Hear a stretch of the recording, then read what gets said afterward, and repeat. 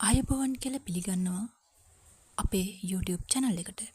අද අපි අපේ icon YouTube නාලිකාවෙන් කතා කරන්නේ මේ වෙනකන් විසඳීමට නොහැකි වූ කොලෝනියල් පාක්වේ නොවිසඳුණු ඝාතන රැල්ල ගැන. ඉතින් මේ වගේ අභිරහස් කතා, ඝාතන කතා දැනගන්න ආස කෙනෙක් නම් ඔයත් අපේ මේ channel එක subscribe කරන ලෙස ඉල්ලා සිටිනවා. එහෙනම් අපි යමු අද අපේ දවසේ කතාවට.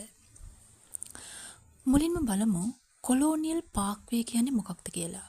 කොලෝනියල් පාක්වේ කියන්නේ අග්නිදිග වර්ජිනියාවේ පිහිටලා තියෙන කොලෝනියල් ජාතික ඓතිහාසික උද්‍යානය හරහා දිවෙන ලස්සන අධිවේගී මාර්ගයක්. ඒ වගේම තමයි මාර්ගයේ දෙපස වනාන්තර වලින් හැඩවෙලා තියෙන මේ මාර්ගය භාවිතා කරන ප්‍රමාණය තාමත් අඩුයි. අඩුවෙන් තමයි පුද්ගලයන් ඒ මාර්ගය හරහා ගමන් බිමන් යෙදෙන්නේ. එහෙම තියෙන මේ වගේ මාර්ගයක මේ තරම් දරුණු ඝාතනයක් නෙමෙයි. ඝාතන රැල්ලක් සිදු වුණා කිව්වම ඇත්තටම විශ්වාස කරන්න අමාරුයි නේද? එහෙනම් අපි යමු මේ ඝාතන මාලාවේ ආරම්භය පිළිබඳව කතා කරන්න.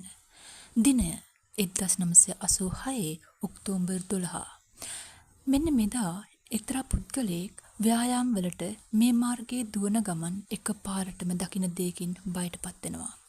එයා දකිනවා කොලෝනියල් පාක්වේ මාර්ගයෙන් බැම්මක් දිගේ පහළට තල්ලු වෙලා තියෙන කාර් එකක්. මේ ගැන මොහු ඉක්මනින්ම පොලිසිය දැනුවත් කරනවා. පොලිසිය ඇවිත් මෝටර රථය පරීක්ෂා කරනකොට දකිනවා මෝටර රථයේ කාන්තාවන් දෙදෙනෙකුගේ මල සිරුරු.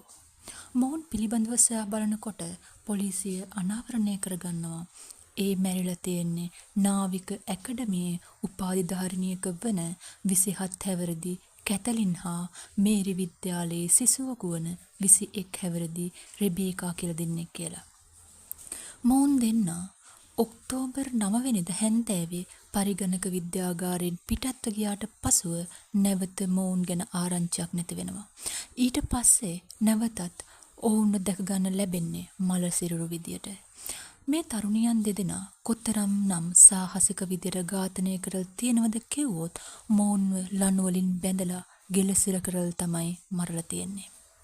ඒ වගේම ඔවුන්ගේ බෙල්ල ඉතා ගැඹුරට කපලා තිබුණා. ඔළුවට තියුණු ලෙස කපලා තිබුණා.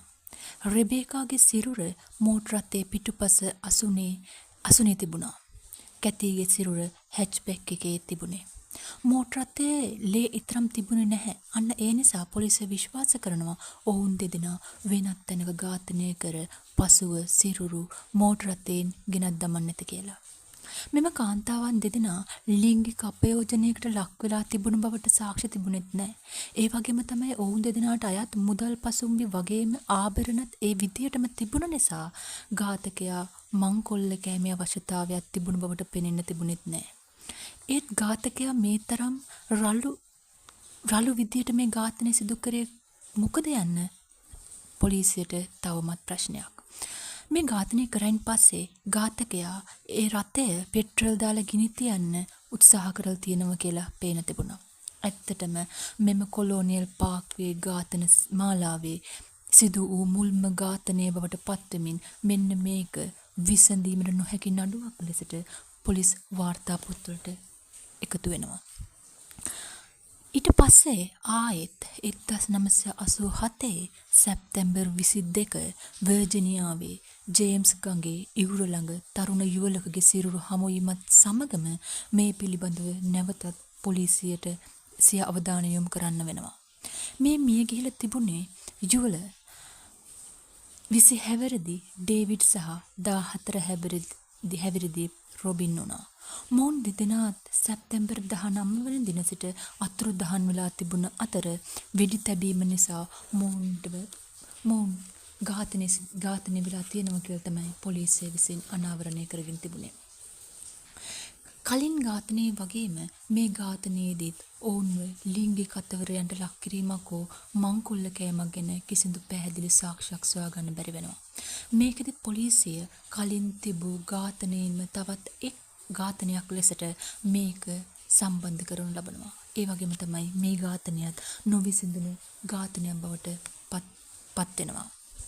ආයමත් 1988 අප්‍රේල් 10 වන දින ක්‍රිස්ටෝපර් නිව්පෝර්ට් විශ්වවිද්‍යාලයේ සිසුන් දෙදෙනෙක් අතුරුදහන් වෙනවා.